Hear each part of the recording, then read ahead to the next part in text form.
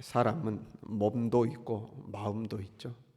몸은 보이고 마음은 표현하기 전까지는 안 보이죠.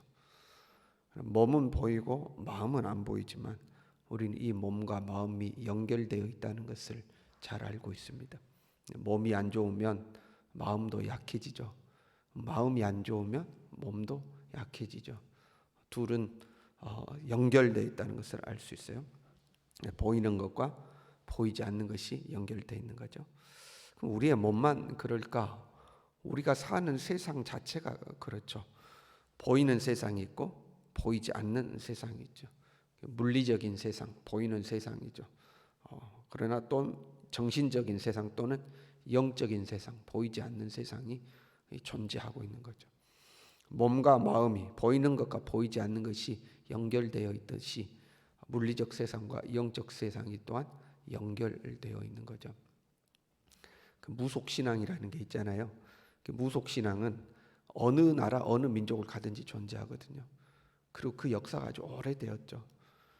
그러면 여러분, 무속신앙이 아무 효과가 없다, 아무 효과가 없으면 역사 속에서 지속되겠습니까? 사람들이 야 저거 다 아무 소용없어 하고 안 믿지 않겠어요? 그런데 역사가 지나고 과학 문명의 시대라는 오늘날이 되었어도 무속신앙은 여전히 부흥하고 있죠. 요만큼이라도 뭔가가 있는 겁니다. 요만큼이라도 뭔가 있어요. 그러니까 사람들이 그 무속신앙을 믿고 따르게 되는 거거든요. 그러니까 보이지 않는 세계와 보이는 세계가 사람들이 분명히 인식을 하든 인식을 하지 못하든 잘 알고 있든 잘 알고 있지 않든지 간에 연결되어 있는 것은 분명한 거죠. 그래서 보이지 않는 세상에 대한 뭔가 액션을 취하면 그게 어느 정도는 효과가 있다는 것을 사람들은 알게 되는 거죠. 우리가 사는 세상이 그래요. 우리의 삶 자체가 영적인 것과 연결되어 있는 거죠. 본문의 말씀은 이제 바사왕 고레스 시대의 일이라고 기록하고 있어요. 고레스는 우리가 아는 것처럼 이스라엘의 포로 귀환을 명령한 왕입니다. 그때에 새 이래 동안 다니엘이 슬퍼하며 좋은 떡을 먹지 않고 고기와 포도주를 입에 대지 아니하고 또 기름을 바르지 아니하였더라 금식하는 모습입니다. 금식하는 모습이거든요. 그러니까 이제 금식 기도를 하고 있었던 거죠. 그 다니엘이 기도할 때에 21일 만에 다니엘에게 응답이 찾아오는데 12절에는 이렇게 기록되어 있어요. 첫날부터 네 말이 응답받았다. 다니엘이 마음을 겸비하게 하고 결심했던 첫날부터 하나님의 응답이 떨어진 거죠. 그런데 그 하나님의 응답을 가진 이 천사가 다니엘에게 오는데 21일이 걸린 거예요. 그 이유가 13절에 바사 왕국의 군주가 21일 동안 나를 막았으므로, 바사 왕국의 군주가 나를 막았다 이렇게 되어 있습니다.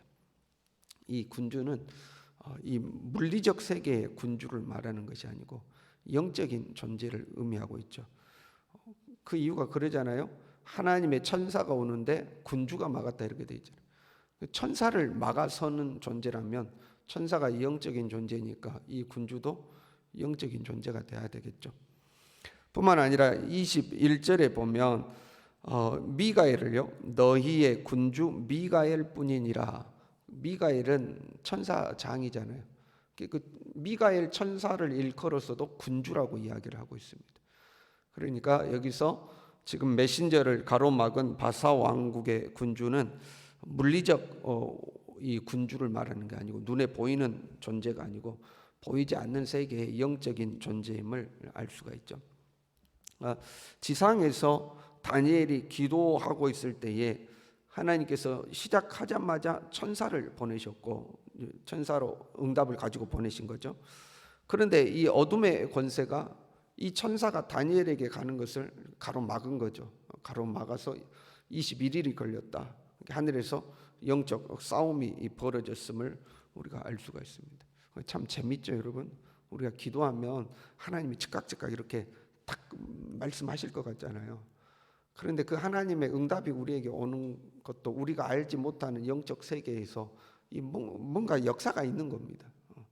그냥 하나님은 전지전능하시니까 했다 여기 있다고 툭탁 탁탁 올 것 같은데 그 영적 세계에서 하나님이 응답을 내리시고 그 응답을 가지고 천사가 오고 그러면 또 그걸 방해하는 세력이 있고 하는 우리가 알지 못하는 이런 과정들이 있다는 것을 보게 되는 거죠. 우리의 이 개인적인 영적인 실체뿐만 아니라 공동체의 영적 실체도 있다는 것을 우리가 또 알 수 있죠. 바사 왕국의 군주 이렇게 돼 있잖아요. 그러니까 이 한 사람 한 사람이 영적인 어떤 세계와 연결되어 있을 뿐만 아니라 공동체도 영적인 것과 연결되어 있다는 것을 알 수가 있어요. 20절에 이렇게 되어 있습니다. 내가 돌아가서 바사 군주와 싸우려니와 내가 나간 후에는 헬라의 군주가 이를 것이다. 바사 왕국이 무너지고 그다음에 헬라 왕국이 설 것을 지금 설명하는 거잖아요. 근데 그걸 바사 군주와 싸우려냐 내가 나간 후에는 헬라 군주가 이를 것이다 이렇게 되어 있어요. 그러니까 겉으로 보기에는 국가와 국가 간의 싸움일 수 있겠죠. 바사 제국과 헬라 제국의 싸움일 수가 있겠죠. 그래서 하나의 나라는 져서 멸망하고 하나의 나라는 승리해서 그 나라를 차지하고 이런 거겠죠. 그런데 그 배후에 거기도 영적인 싸움이 있더라 이 말이죠. 바사의 군주가 있고 헬라의 군주가 있고 그 바사의 군주를 무너뜨리고 그 헬라의 군주가 득세하게 되고 보이지 않는 세계에서는 그런 일들이 있는 거잖아요. 그럼 보이는 세계에서는 나라와 나라 간의 전쟁이 일어나서 한 나라가 한 나라를 점령하고 이제 이런 과정이 있는 거죠. 11장 1절에도 보면요 이렇게 되어 있어요. 내가 또 메대 사람 다리오 언년에 일어나 그를 도와서 그를 강하게 한 일이 있었느니라. 그 메대의 왕 다리오는 이 바벨론을 무너뜨리는 왕이거든요. 바벨론 제국을 무너뜨릴 때도 그 하늘의 도움이 있었다 그런 말이에요. 단순히 한 국가가 무너지고 한 국가가 일어서는 것이 단순히 그냥 물리적 싸움에 의해서만 이루어지는 것은 아니라는 거죠. 그 배후에 영적인 현상들이 있는 거죠. 하나님의 천사가 다리오 왕을 도와가지고 바벨론을 무너뜨렸다는 것을 알 수가 있죠. 이 국가라는 한 제국의 배후에 영적 실체가 있는 걸 볼 때에 우리의 모든 공동체의 배후에도 이 영적인 실체가 있음을 우리가 짐작할 수가 있겠죠. 가령 우리의 가정이다. 이 가정에도 영적인 어떤 세계와 영향을 주고받는 거죠. 그러니까 우리의 가정이 하나님의 은혜가 충만하면 화목하겠죠. 화평하겠죠. 서로 사랑하겠죠. 그러나 이 영적인 싸움에서 지게 되면 어둠이 역사하지 않겠어요? 그러면 가정이 끊임없이 분쟁하고 다투고 서로 미워하고 그러니까 현대에 와서 갈라지는 가정이 얼마나 많이 있습니까? 그렇잖아요. 결혼할 때는 서로 사랑하고 검은 머리 흰머리 될 때까지 병들어도 뭐 가난해도 사랑하겠다고 서약하지만 그 서약을 지켜내지 못하고 흔들리는 경우가 굉장히 많이 있죠. 그 또한 영적인 어떤 싸움에서 무너지는 거죠. 영적인 싸움에서 무너지는 거죠. 교회도 마찬가지죠. 특별히 이제 교회는 영적인 싸움이 더 심하겠죠. 영적인 싸움이 더 심하지 않겠어요? 하나님의 나라를 확장하는 사명을 가지고 있으니까요. 그런데 이 교회 공동체도 이런 영적인 싸움을 하지 않으면 그 인본주의적인 가르침 속에서 그냥 이렇게 하다가 결국 무너지고 쓰러지고 다투고 갈라서고 이런 일들이 교회 공동체에도 벌어지는 거죠. 이 공동체 배후에 한 개인도 마찬가지고 공동체도 영적인 세상과 영향을 주고받는다는 것을 우리가 알아야 되는 거죠. 그리고 우리는 그 영적인 세계가 보이지 않잖아요. 그 영적인 세계에서 천사가 오는지 천사를 가로막는지 우리는 모르잖아요. 그래서 단지 우리가 이 영적인 싸움에 동참하는 방법은 기도뿐이죠. 알든지 알지 못하든지 우리는 기도로서 이 현상에 동참하는 거죠. 다니엘에게 응답이 임하는 것을 방해했던 바사 군주죠. 지금 하나님의 천사가 응답을 가지고 오는데 그걸 가로막은 거 아니에요, 바사 군주가. 그러니까 이 어둠의 권세는 우리가 하나님 앞에 응답받는 걸 싫어하는 거죠. 응답받는 걸 싫어해요.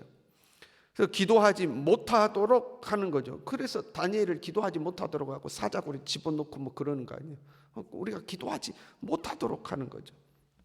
이 영적 싸움에서 이기려면 기도가 필요한 거죠. 영적 싸움을 싸우려면 기도가 필요한 거죠. 다니엘의 21일 기도가 그래서 여기에 있는 거 아닙니까? 예수님께서 베드로에게 사단이 너를 밀가부르듯 하려고 청구하였노니 너는 시험에 들지 않게 깨어 있어 기도하라, 이렇게 되죠. 사단이 어떻게 해서든지 우리를 어떻게 해서든지 내 자신을 우리의 공동체를 무너뜨리려고 어떻게 해서든지 하려고 막 한다 이 말이에요. 그런데 그 시험에 들지 않으려면 깨어 기도하라, 이렇게 깨어 기도하라. 우리가 할 수 있는 최선의 방법은 기도다 하는 거죠. 우리의 기도가 약해지면 안 돼요.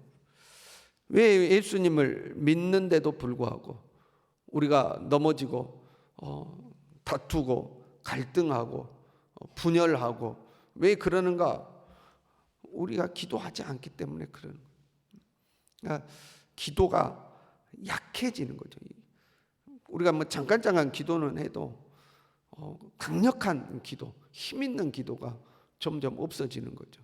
영적인 싸움에서 승리할 수 있는 기도가 우리에게 점점 없어지는 거예요. 참 우리가 우리 자신을 좀 돌아봐야 될 필요가 있는 거예요. 내 기도가 살아 있는가 하는 거죠. 내 기도가 살아 있는가. 기도를 하기는 하는데 정말로 힘 있는 기도로 내가 능력 있는 기도를 하고 있는가. 제 자신부터 또 우리 모두가 우리의 기도를 돌아볼 필요가 있죠. 왜냐하면 우리가 할 수 있는 것은 기도밖에 없는 거예요. 여러분, 하늘에서 무슨 일이 일어났는지 보입니까? 안 보이잖아요. 천사가 어디까지 왔는지, 하나님의 응답이 어디까지 왔는지 보입니까? 안 보이잖아요. 그러나 유일하게 우리가 할 수 있는 건 기도밖에 없는 거예요. 보이든지 않든지. 오히려 알 수도 없고 보이지도 않으니까 표현이 뭐합니다만은 기도라도 해야 하고 있어야 되는 거죠. 우리가 할 수 있는 건 유일하게 기도인 거죠. 저와 여러분이 항상 깨어서 기도할 수 있기를 원합니다. 우리의 기도가 하늘의 이 영적인 현상들을 움직이고 어둠의 역사를 물리치고 하나님의 응답의 통로를 열어내는 그러한 기도가 될 수 있도록 깨어 기도하는 우리 모두 될 수 있기를 바랍니다. 기도하겠습니다.